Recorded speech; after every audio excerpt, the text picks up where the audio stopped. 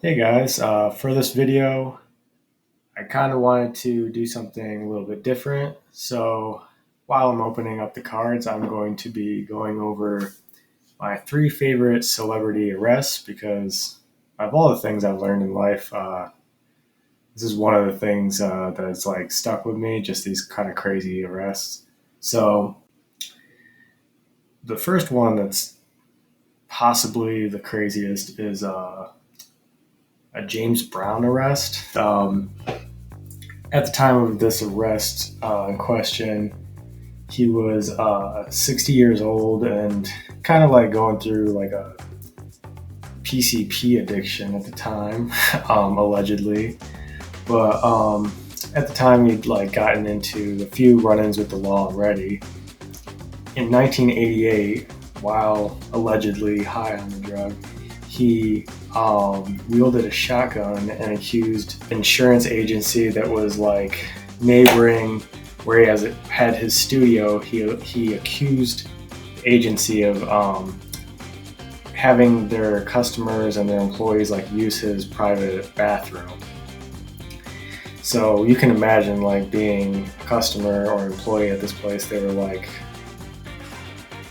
shocked and probably pretty scared. Public shooting type of scenario, so probably people were like ducking on the ground and stuff. But anyways, after that, he kind of like stormed off with the shotgun and kind of drove away from the scene, thinking like, "Oh, I'm just gonna get away from the scene," and ended up getting tailed by the police. And he got into a high-speed chase that led through Georgia and South Carolina, where he was kind of like ramming police cars. Actually, two of the cops, or a cop shot out two of his tires, and he drove with two tires for 6 miles, which is kind of impressive, not gonna lie.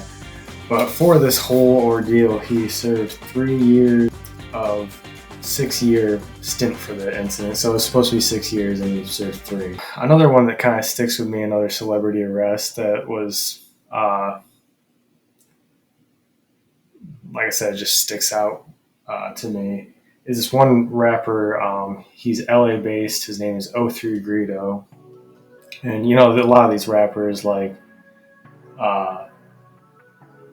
rap about things that are illegal, and you know, who knows what they actually do behind, you know, closed doors.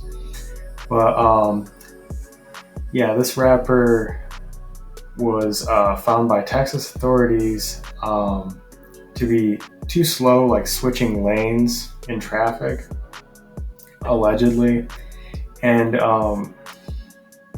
this was also in like a highly drug trafficked area in Texas Panhandle area.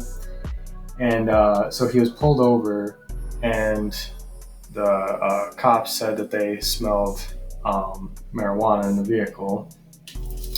None was found, but what was found was 4 pounds of, let's just say, Walter White, and two allegedly stolen firearms. And for this incident, he was handed over a 20-year sentence, and this was actually at the peak of his career. And this whole story kind of like fueled the fire when it came to like his spotlight and everything. And he was on this whole run of like making as many albums as he could to kind of fill in that 20-year sentence that could have been. But he managed to only serve like, I don't know, a couple years. But yeah, he's out now, which is kind of crazy to think about, because he was allegedly pulled over with so many things and charged with so many things in Texas of all places.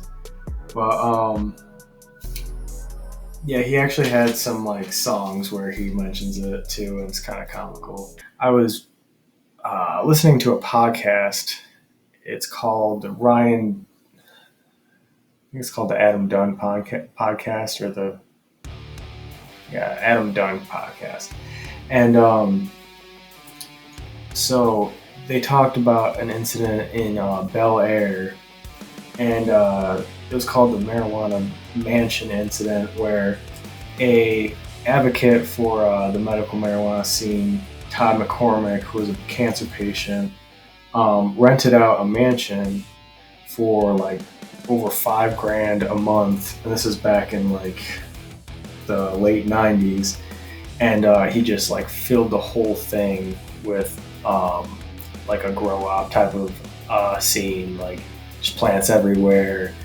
They said there was basically like plants in like built into like the staircase and stuff like that. I don't know if any of that's true, but what is true is 4,000 plants were found, and they were valued at $5,000 a piece at the time when the market was like a lot higher. Said that like this grow was so kind of nonchalant that you could see it outside, which is what led to the arrest. Like the neighbors were like, "Oh, there's tons of pot plants around here. Why don't you look into that type of thing?"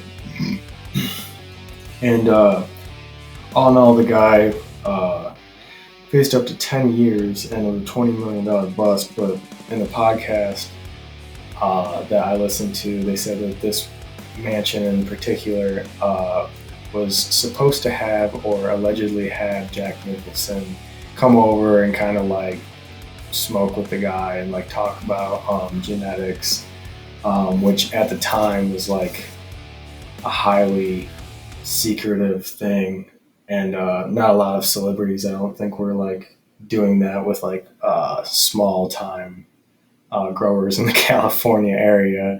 I mean, maybe rappers, but like actors, not so much.